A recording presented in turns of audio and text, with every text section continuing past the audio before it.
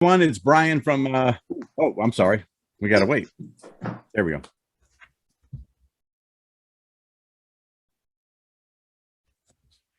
Hey everyone, it's Brian from Massey's Main Entertainment, and we're back with our ongoing series of trying to build that perfect album. We're up to the year 1974, and we a third year removed from getting to do double albums. And 1974, I think, gentlemen, for me anyway, you guys can give your own opinion, maybe the weakest year that we've done so far. It was really tough to kind of put together a list here, but I did. I think that I'm happy with what I have, but it was a little bit of a struggle. What do you guys think? I would say, yeah, it turned out to be a real hodgepodge for 74, if you ask me, man. So this is I think, yeah, there's some really good songs and stuff like that. But I think as an overall putting together like the perfect album for each of us, we're gonna have our own taste here and stuff. But generally speaking, man, this is you're bang on, Brian. This is the weakest year I think we've come across so far in terms of overall. Let's say there is some standout songs that I really do enjoy, and I think my album's pretty solid for me. But I think overall, 74 is one of the weaker ones we've come probably the weakest one we come across so far, starting our journey here. Yeah, I agree. Weakest by far, not even close. I just went with the songs I was listening to back then that have stuck with me the last 40 plus years, and there's no rhyme or reason. There's no flow to this album on my part. Hodgepodge is a good word. Uneven, whatever you want to use. It's just right. A bunch of 12 songs that are favorites of mine, and that's what I went with. I'm not really happy with the album, but it is what it is. Right. Well, the quick review of our rules, everyone. It was just a single album this year, not a double album. No way I could have come up with 24 songs. So we only get to pick one song from this album. You can pick a single if for some reason an artist only released a single without an album for this year. If there was two albums that an artist had released, and you certainly could have picked that, but I didn't see very much out there. And obviously, if you had an album cut, which I think I do have a couple of album cuts that I used for a couple artists, so that may have been more of a possibility this year than any other year, I think, where you get to have to go a little bit deeper for something that you wanted to listen to. You can certainly pick that as long as you pick that song from the album, the year the album was released. So with all due and every get-go that I can go with, Doc, you are going to have to lead off on this one. So, I'll say a rosary for you, and you can get going. Here we go. Eh? So, go, guys. Let's just jump in. So it's 74. I'll start it off. It is with the Stones. It's only rock and roll, and I like it. So doing the title track here. This is a really good Stones tune to me. So I've always liked this tune, and I've always liked, the way Mick sounds in this song is fantastic, actually. So just the way, if I could stick my knife in my heart and spill it all over the stage and stuff like that, just the way he gets into it. But really cool guitar from Keith, gliding, bluesy. I just like it. It fits me. Stones in 74 is not the worst way to start off an album. I'll tell you that right now. So that's my take.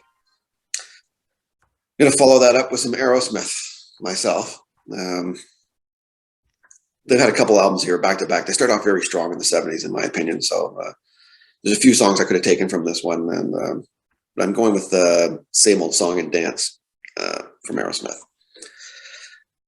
Another bluesy, really catchy riff from Perry here, and Tyler sounds great. Tyler sounds great in the 70s, man. His voice, it's held up over the years in certain spots and stuff like that, and fades later on in life. But Tyler's unique. Yeah, he was. They were the American Stones, kind of, shall we say, at the time. So you'd mentioned that previously, Rich, and that's bang on. That's the way I always looked at them. I think at the time, Yeah. Lips aside and everything else, it was always that way. So it's true, man. It's just the way it was. Right. It's a great, catchy Aerosmith rock song. Oh, it is. I'm going to follow that up, man. I had to get something out of here from these guys, and I didn't know how my album was going to go. Like I said, it's kind of a hodgepodge anyway. So I'm a big fan of Supertramp, and you guys already know that anyway. So I do like the album Crime of the Century a lot, and it is a listen. It's like Dark Side of the Moon. You got to listen to that all the way through and take it in. But the songs individually can still stand on their own, and this one's fantastic. And I could have gone with many songs, man. The whole album I could have taken, to be honest. But I'm going with Hide in Your Shell off of Crime. Nice. Yeah, thanks. I love it. The drops in it, and the backup vocals, and Roger sounds fantastic in this song, and it's just soft and very Supertrampish, and but still psychedelic, and they've got everything going on. They're a very, very tight band. This is high-end musicians putting up some pretty good rock music, and different kind of rock music even for the time. So, and it's really a sweet spot. Great in concert, by the way, too. So. Going to follow that up from Supertramp. I'm going to some Queen. I'm going. Listen, I don't know why I'm doing this, but it's "Here I Am" from Queen. Oh, okay. Yeah, I just like the song a little bit more than Killer Queen. Killer Queen, I love the tune. Killer Queen's a great song off of Sheer, but "Here I Am" is just a better rock song for me. And that's more my sweet spot. Killer Queen, maybe a little bit more overplayed-ish, kind of one sense. Still love it. Still a little overplayed-ish. And Here I Am doesn't get enough love, and I love the song. So, and it is, Freddie sounds like Freddie, man. What do you want? This is Queen. They're just starting off, and you're getting something special with this guy. I don't care what anybody says about Queen being overrated and stuff, especially at this time. No friggin' way, man. These are top-notch, man. The biggest band in the world at one point for a reason. Queen's freaking good, man. Get to throw in some Canadian love following up that one, guy. So there's a big shocker, and I'm sure you guys probably went through your list and said, "Oh, well, yeah, there's a freaking album. Here it comes now." So yeah, and you're right. It's "Working Man" from Rush. Following that up. Now, this doesn't sound like Rush later on either, right? This is rock Rush. And more before they get to find the progressive side, you can see twinks of stuff like that. This is their first album. John Rutsey's on drums here. This is without Neil, right? It's got a Zeppelin vibe to it, man. This tune, and you can see why Zeppelin was a big influence on these guys for sure. And you find out the Yes stuff, and later, and where they all, like like a couple of bands to start your track record off on. Zeppelin and Yes are not the two worst ones to pick. So. Working Man from Rush, great rock song. Like I said, it's got that Zeppelin vibe. If you don't know it, you should go check it out. Great live version concert of that tune. Rock just rips an awesome guitar solo in there too. So if you like that kind of thing, it's awesome too.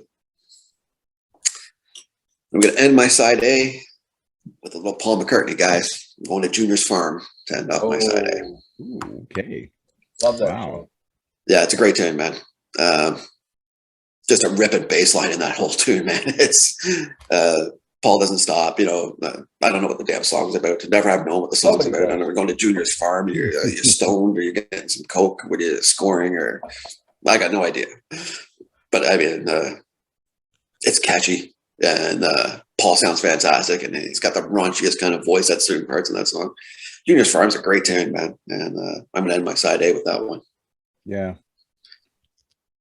I love the Here I Am pick, and that shows me that, okay, this is Doc definitely going in the harder direction and away from because if you'd have picked, Killer Queen, that has still been a glam tune, so that's early 70s stuff. So you're moving toward that hard rock stuff with that pick versus picking Killer Queen.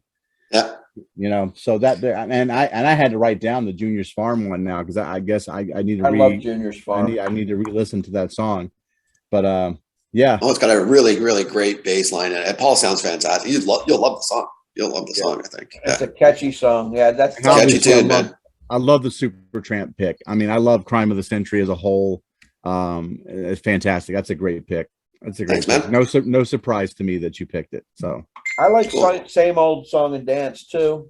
Didn't make my list, but that would be the Aerosmith tune I would pick off that album. And it's only rock and roll, but I like it. That was my last cut. Oh. If we, I stuck something else in on side 2, and that originally was my 5th song on side 2, and I moved it around. So that was close to making my list. I forgot about Junior's Farm because I love that song. I didn't realize it was 74. I don't know how I missed it, but that's a great one. Yeah, it just came out as a single in '74. Yeah, right. Yeah. Yeah, that's a good one. Thanks. Awesome. Let's see. But I guess what if I do side B, you know, it's going to be, you know, it's not going to sound like side A. I'll tell you that. So that's all I would say. So I'm going to keep it on the Canadian side. I guess if I start off with my side B, man, so I'm going some Gordon Lightfoot Sundown to start my side A. My side B, sorry. Nice. Yeah, Gordon Lightfoot got a lot of, doesn't have a lot, but his big songs are big songs. Yeah. Let's put it that way. And Absolutely. he's a singer-songwriter. If that's your sweet spot, Rich, this could be, you know, somebody you probably show a lot of respect for. And I like sure him. he probably fit your bill. Yeah. And he's not everybody's cup of tea and stuff like this, but this is great storytelling. And it's a really, it's a smooth listen tune. Not to say that everything's perfect in the song or anything about what's going on in the song and stuff like that, but the song itself is really smooth. Gordon sounds fantastic, and it's this is singer-songwriter storytelling at its best, almost in one sense. So, and he's got quite a few like that, you know, Edmund and some other stuff that we can talk about maybe as we move. But this is a really great tune to start, I think, on my side B. So, Yeah, that's good. like I said, it's a hodgepodge, guys, so don't shoot me on how this goes. Okay, so how do you go for? Well, it's the Doobie Brothers. Blackwater is going to follow this up, so that'll be my second tune. Okay. Just a song that I've always liked, to be honest with you, and it's mainly because of the harmonies, I think, in the song more than anything, because it's really it's catchy and it just sticks with you. Once you get it in your head, it's you know, I like those ones, guys. So and like another one, the Doobies aren't everybody's, but they could be. They could find a sweet spot for you when you want to have something that's a little different or a little maybe outside your zone if that's not your zone. You can't go from Here I Am to the Doobies in one sitting and stuff like that, but today you can. So on Sean's album, Blackwater's number 2. Going to my third song. So didn't see this one coming when I did it. So, but it's Sneaking Sally Through the Alley from Robert Palmer. Robert Palmer. Yeah. Wow. And I love the song. It's on my playlist on my phone, to be honest with you. So I've had it for a long time. I've always liked it. And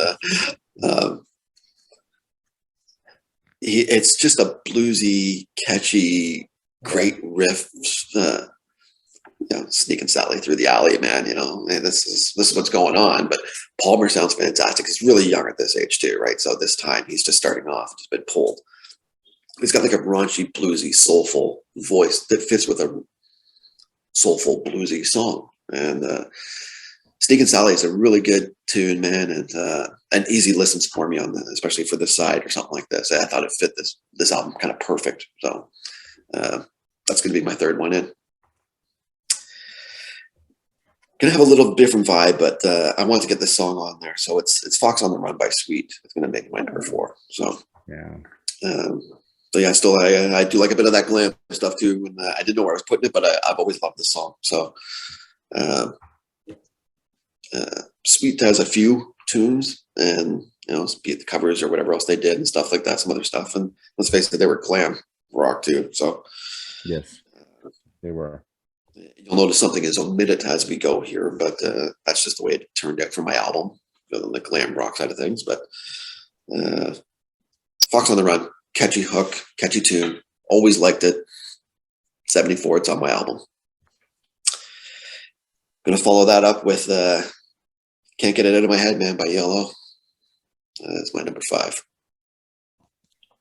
Now, Yellow is different, right? So Yellow, I blame on my oldest brother, Scott, more likely than anything. So, and I thank him for it. You know, Yellow's fantastic. I think Jeff Lynne, pretty much that guy, anything that, you know, he touches has a pretty good chance of turning into something close to gold. I think this guy is totally underrated. Underrated. I think he's really underrated. Underrated big time. I think this guy is just a genius, to be honest with you. You want a Beatlesque feel coming in the 70s from somebody who has their own little twist and takes on things. Go listen to some Yellow, man, and you're hooked. But it's not just him; it's still him, right? He's a talented dude, man. And this song, "Breaking Out of the Gates" here, it's off the second album, but you can see where they're going from here, man. This is not going to be the first time you hear Yellow pick an appearance on my album. Yeah, so, absolutely. Gonna end it going my last song on this side. I'm going a little southern here, but I'm going down to Leonard again. Leonard Skinner. It's the Ballad of Curtis Lowe. Nice. My album. Okay. So Okay. once again, I blame my brothers. But gold and platinum all the way down, the pronounced, and then all these other things that I had in my life. But growing up, Leonard Skinner is a sweet spot for me on that southern rock, man. I've always liked it, always have, and this is even outside their zone in one sense because it's it's the story. The ballad of Curtis Lowe is it's storytelling, different vibe almost kind of for Skinner, but not really. But yes, and they sound fantastic telling this, and that's just one that's always stuck with me. And it's a close song, man. It's the way I'm ending my album, 74. Like it. I did not do any Leonard Skinner, and that's one of my favorite bands, but I love that song. Great pick. Thank you. Sundown, great pick. ELO, great pick. What can I say? I didn't get. Of your 12, excuse me. Of your 12, I only have one. I only have one as well, Doc. Although I like your choices. That's the thing. Yeah. And I'm a huge. I recently just really got into ELO when I gave a New World Order a complete spin and loved it, and then I ended up like buying all their other material. I mean, Jeff Lynne, hugely underrated. I mean, and most people, that's like the guy they can't name from the Traveling Wilburys. Yeah. It's the one guy they can't name, and it's like a fantastic artist. It's fantastic. Yeah. And New World Record's my favorite album of theirs. A lot of people like that's it. New World Record, yeah. A lot of people like what's the one with the big spaceship on it? It's Out of the Blue. Out of the Blue. Out of the Blue. It's great, but I prefer New World Record. But yeah, and that song Can't Get Out of My Head. Tremendous, absolutely, fantastic, really good. Fox on the Run, I love. Obviously, Sundown, one of my favorite songs. Yeah, this is probably my top 50 songs of all time. It's fantastic. Love it. Yeah, cool. Sundown is definitely on my honorable mention. Yeah, for sure. Yeah. All right. All right. Jump in. Now, don't laugh too hard because this is going to be definitely no flow. Like I said, these are just 12 songs that I have always liked from that particular year. I'm starting off side one with Bad Company and the title track, Bad Company. Just sets the, Mm-hmm. That's why they call me Bad Company. I can't deny. Paul Rogers, I love his voice. Originally from Free, along with the drummer Simon Kirke. You got Mick Ralphs, the guitar player from Mott the Hoople, and Boz Burrell from King Crimson. So that's sort of a super group here. Hard rock, blues rock. Bad Company is kicking my album off with that tune. Next up, a little bit different, Joni Mitchell off the Court and Spark album, Help Me, a love song. Starting to get into more of the jazzy feel here, backed by the LA Express jazz band. Just her lyric writing. I'm always going to try and find a way to get her one of her songs on these 70s albums because I think she's a fantastic songwriter, good performer. What can I say? She's got to be on the list for me. Next, number 3 is one that Doc had, Can't Get It Out of My Head by ELO. This is the one we had from the El Dorado album. Nice ballad, lots of strings, the cellos, the violin. Written and sung by Jeff Lynne, who I agree is underrated to a big degree. This is the first song I ever heard from ELO. I remember when it came on, I'm going, that's a new sound. Wow. And then I followed them from there on. Haunting, beautiful song, almost enchanting, the vibe of it with some of the lyrics. Ivanhoe and William Tell or Lancelot, they're all mentioned in there. That's right. It's kind of a different kind of vibe. Number 4 is from Steely Dan, Ricky Don't Lose That Number. More jazz rock fusion. Another example of Steely Dan's awesome songwriting and production, engineering, arrangement, perfectly crafted tune, flawless execution.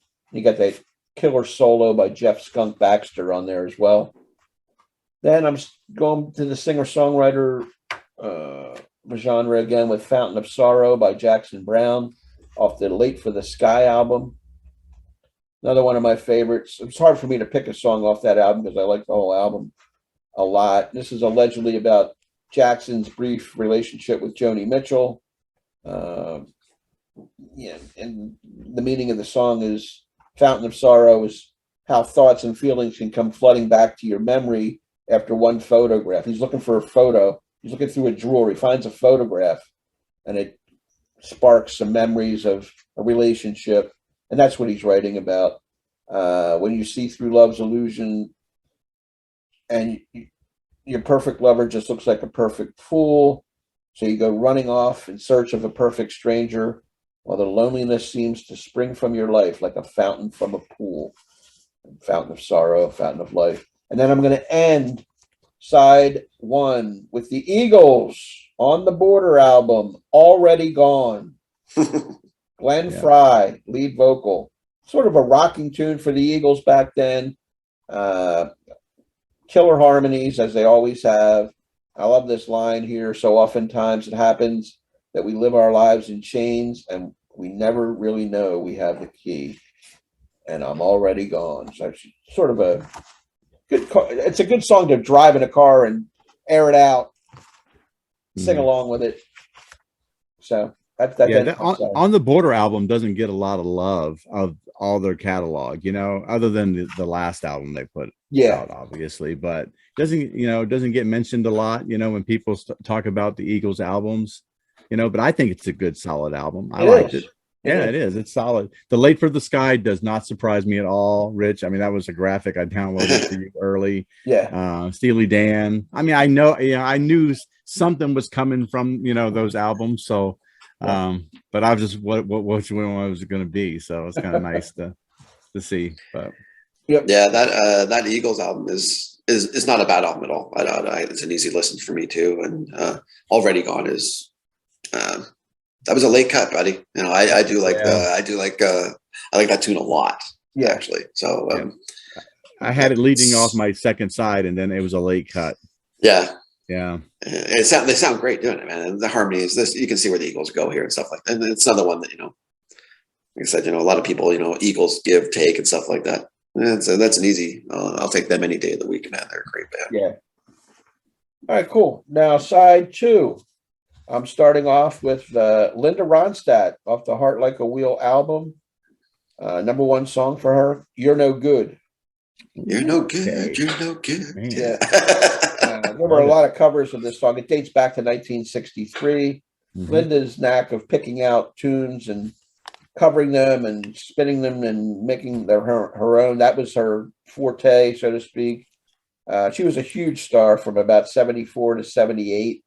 Massive cover of Time magazine. She was big back then. So this is going to lead off my album. I like her version of that song too. A lot of feeling in the song.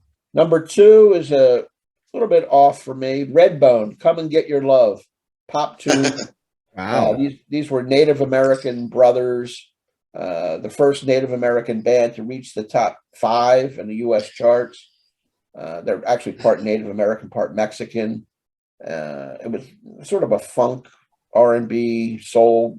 They wore the headdresses, did a little rain dance before some of their concerts and stuff.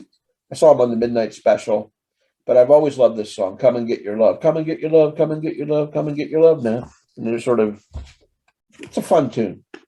Great tune. Number 3 on this side, David Bowie, Rebel Rebel, off the Diamond Dogs album. One of his last pure glam rock tunes. It's got that iconic, and they're right in. Oh, yeah. You got your mother in a whirl. She's not sure if you're a boy or a girl. You tore your dress. Your face is a mess. I just love Bowie's lyric writing. It's so 70s, and it's so teenage rebellion, and you got a handful of lewds. He throws that in there for the drug reference. Kids trying to find their identity and stick it up their parents' butts a little bit. Rebel, rebel. Love it. Now we're going to slow it down. This is a one-hit wonder. Rock On by David Essex. More glam rock. What do I have on this? He was a star over in England, David Essex. He turned into an actor. He had 19 top 40 hits in England, only one in the US, and this was it. This is it. Wow. Number 5. He goes, where do we go from here? Hey, did you rock and roll? Did you? And he's talking about still looking for that blue jean baby queen, prettiest girl I've ever seen. See her shake on the movie screen. It goes, Jimmy Dean, James Dean. It's kind of a cool vibe. Rock on. Rock on. Rock. Very unique song at the time. Then I'm going to go with BTO, my Canadian representatives here. Roll On Down the Highway. From Not Fragile. Classic rock out of Canada. Hard driving. Another one of these ones. You open the windows in the car, you drive down the highway, and you air this baby out. Fred Turner on lead vocals. Randy Bachman on guitar. Great band. And I'm ending my album with The Who. Surprised Doc didn't have it. Long Live Rock. Another one of these anthems, Long Live Rock, Be It Dead or Alive. This is off the Odds and Sods album. That's right. Rarities. Came out in 74 as a single, I guess. And I always liked it. And it sort of ends my album in that way. Originally, I had It's Only Rock and Roll, but I like it. And then Long Live Rock. And then I replaced it and put the BTO song on there. But there it is. That's funny. Yeah. I feel like the second side it really is a curveball for you, Rich. It really is. It's not anything I really could have predicted there. Yeah. That was interesting to hear some of those songs that you picked, the Redbone one especially. I'm like, I love that song. Love the Redbone song. So it's funny, actually, even Brian says it there with the Redbone. So, okay, so what I'm going to do, lie to you. Rebel was the last one I crossed off on my list when I put Working Man back on. So Rebel was on my list. You had Already Gone, which was my last cut before that. Come and Get Your Love was my cut before that one. By Redbone, yeah. Yeah, Redbone. Yeah. And you had another one, Rolling Down the Highway, obviously was on my list as well. Yep. And Ricky, Don't You Lose My Number. That's on my list here. But it's surprising to have Pretzel Logic on there, but if you want the truth. So that's, I have well, I'll go over my honorable mention. We'll go over the end, but yeah. I have a bunch of stuff that I've heard already, but just missed the cut. Right. I didn't have any, Rich, I didn't have any matches with you. I believe it. I kind of thought we were going this way. Yeah, we're heading off in a different direction for sure. It definitely is. So. Yeah. All right, we'll dive into mine then. Okay, so first side's kind of weird in places, and then the second side's really weird in a lot of places. Doc, you're gonna really appreciate my leadoff track. I heard this song and I was like, wow, what a fantastic song, and it reminded me so much of Soundgarden. It's crazy. I got Sail Away by Deep Purple. Hey, fantastic. Man, from Burn, their album Burn. Wow, if you listen to that track, you would swear that was Chris Cornell singing that song. And the guitar sounds just like Soundgarden. So you can know they're highly influenced. And I had to read up on it. Yeah, Chris Cornell, big Deep Purple fan. Great rocking song. I mean, I love that song now. That's Coverdale too, isn't it? What's that? That's Coverdale. Yes. Yep, absolutely. Yeah. Great stuff. That's my leadoff track. So then fantastic. I followed it up with BTO from Not Fragile. I got You Ain't Seen Nothing Yet, right? Yep. A really popular song. Obviously, a lot of people love it for its little interjecture of stuttering some of the syllables during the song. So that seems to be like the highlight of the song. I'm a big fan, obviously, of the Guess Who over the last few years that we did. So Randy Bachman, not a big surprise that I would kind of follow BTO around a little bit. Number 3 for me, this is the only match I have for either of you two. I've got Sundown, Gordon Lightfoot being here. I mean, I love the whole album, actually. Big Gordon Lightfoot fan. The lyrics are really great, kind of a mysterious lyrics when you really think about it. But I love it, and his songwriting is great. Then I take these weird turns. I'm starting to take some weird turns here, guys, because 74 was an odd year for me. but I love this artist. I love this song. The haunting guitar in it is fantastic. I got Jolene by Dolly Parton. Yeah. One of those country songs that really, it was easily could cross, so it crossed over to the pop charts so easily because it could have been a regular rock pop song. Like I said, the guitar work is what you should listen to on it. It sounds like a little like someone just thumbing on a steel guitar. It's got that kind of echoing sound, and I think it's really great. It's like I think it's her best song anyway. Number 5 for me, I've got Bobby Blue Bland. I mean, his nickname is Blue. I got Ain't No Love in the Heart of the City. Nice bluesy type of tune. Recently featured in the Lincoln Lawyer soundtrack. So his some of his stuff in that material during that time frame was really great, and that's my favorite song by Bobby Bland. And to end it off, I am going to go with the Hollies, The Air That I Breathe. Such a different turn from Long Cool Woman, obviously. Yeah. I just Different, had the year totally before. But a great song, kind of back to their 3-part harmonies that they usually do. And just always been a big fan of them, and I love this song. Featured in a lot of movies. If you ever, I could list a ton of movies that they play this song in. So that's my side one. Kind of different for me, yeah. I'd say Totally different. Totally different. Yeah. I like the Sundown pick though. I'm kicking myself because I didn't put it in because we would have had at least one trifecta, but I like it. It's on my honorable mentions. It just missed. Yeah. And the other one was BTO. You had the other song I was looking at. You Ain't Seen Nothing Yet. I went with Rolling Down the Highway because it's more rocky, but I like both tunes. I like that album. Yeah, that's a good album by them. It is. Yeah. For sure. I like obviously the Sundown pick. I think Brian that's a good one. I had Sail Away and Burn on my honorables. I had both the nice. So, we had a chance. Yeah, we had a chance. Great song, man. How can I tell you? You're right, man. Coverdale sounds fantastic. You're gonna swap out, man. This guy's got a rock voice to go with anybody, especially in the 70s, man. Even pre-Whitesnake. That's a great call, man. Yeah, I love that song. The guitar work is like down, down, down, down, down, down, down, down. It's catch, man. It's catch. I mean, it's just great. I loved it. So, all right, onward. You had a couple of curveballs in there, Brian. Yeah, I mean, it's going to get worse. Trust me. I got a Blue Bland. Couple knuckleballs on the second side. You're going to be swinging like some crazy stuff here comes Necro. Here we go. Okay. Leading off, I've got Helen Reddy's Angie Baby. Oh my God, there's a curve.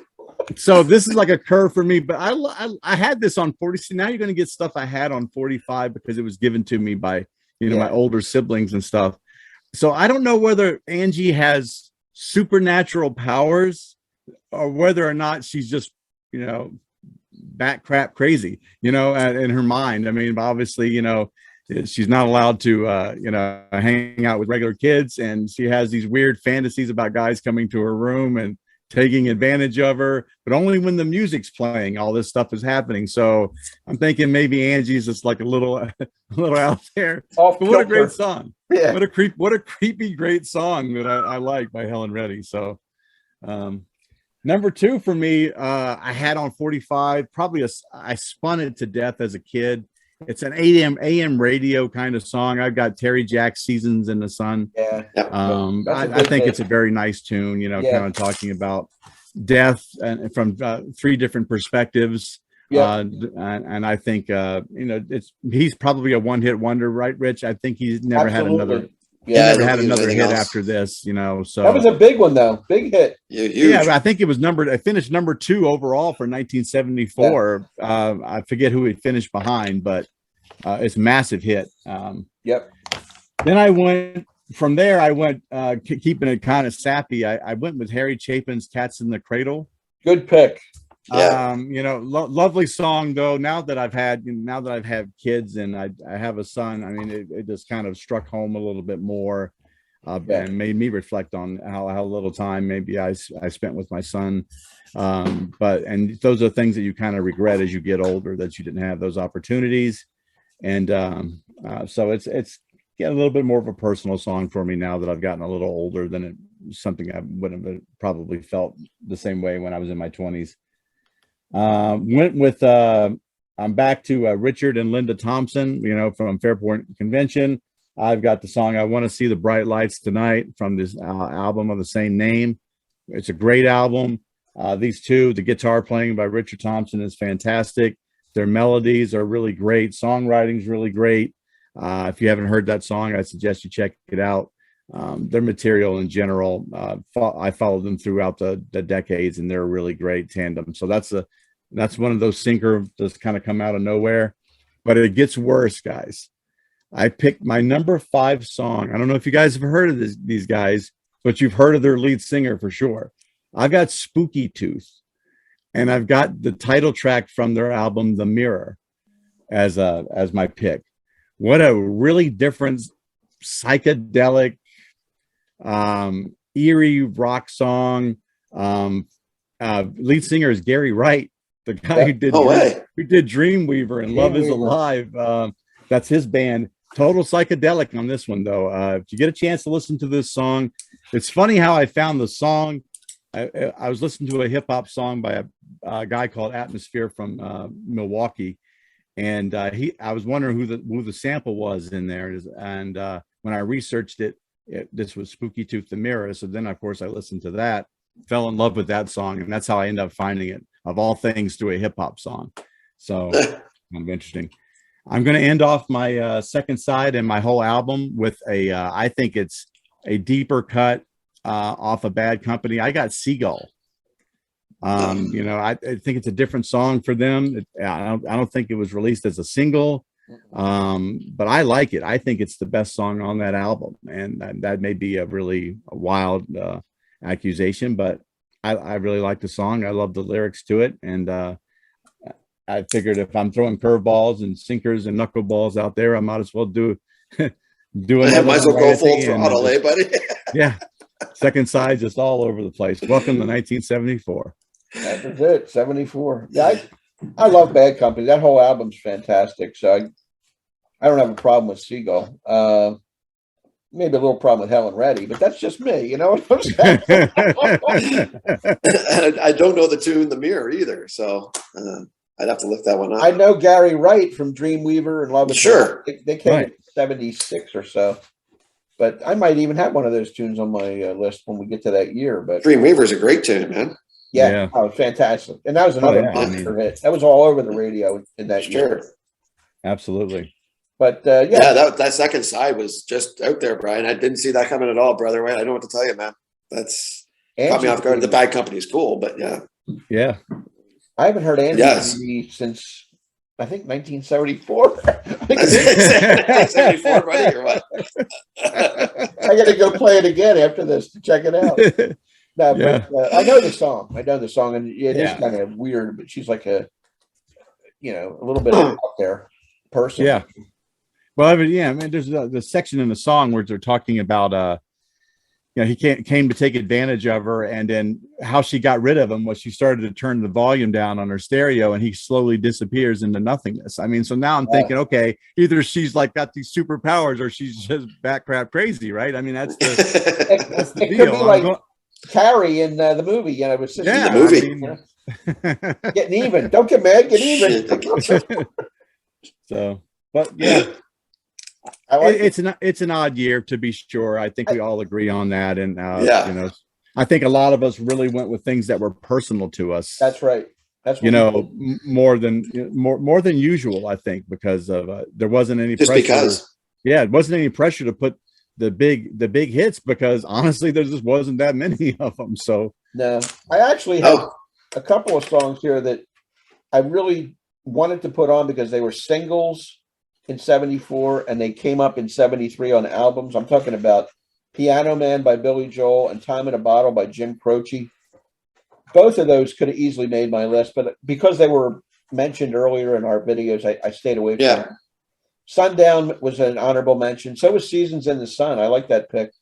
What was the other one here? Annie's Song, John Denver. I like that song. Lonely People, America. Angel from Montgomery by Bonnie Raitt, which is a John cover. Love that song. Haven't heard that song in forever. Killer Queen. Yeah. Cats in the Yep. Cradle. Also honorable mention. Please Come to Boston by Dave Loggins. Yes. Sweet Home Alabama, Skinnerd. Must Have Got Lost, Jay Giles Band. A nice honorable mention. It's Only Rock and Roll, the Stones. Late for the Sky, Jackson Brown, and James Dean from the Eagles from the same On the Border album. That's run through my honorable mentions. What about you, Doc? I couldn't. I'll have to be honest with you. I could not put James Dean down on our honorable mention list at all. So I mean, that's the worst song on the album to me. So that's just my take. Yeah.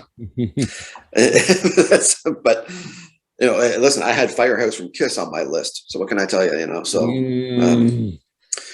I had Waterloo from ABBA down on my list.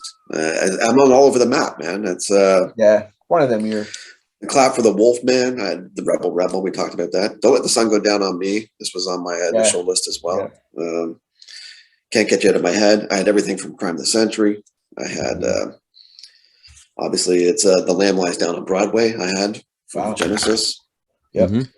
Like I mentioned before, Come and Get Your Love. And I also had Already Gone. I had Pretzel Logic, Something or Nothing by Uriah Heep, and The Joker, actually. Yeah, The Joker. Well, that's a good one.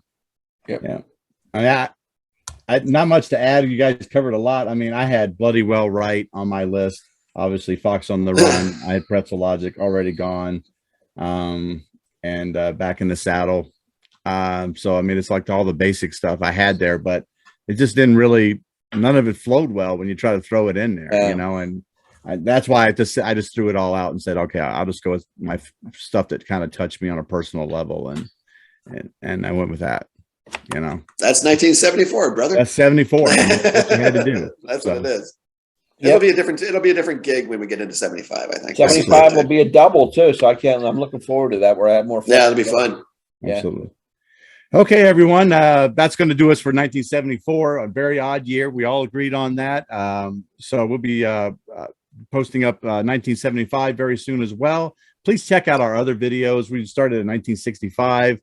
All the way up to 1974, and we really would appreciate if you would check out those videos and like and sub and comment and leave your top 12 for each one of those years as well. I'm interested in what other people have to say, and sometimes I jot songs down that I've not heard in a while, and I revisit them. So I really would appreciate it.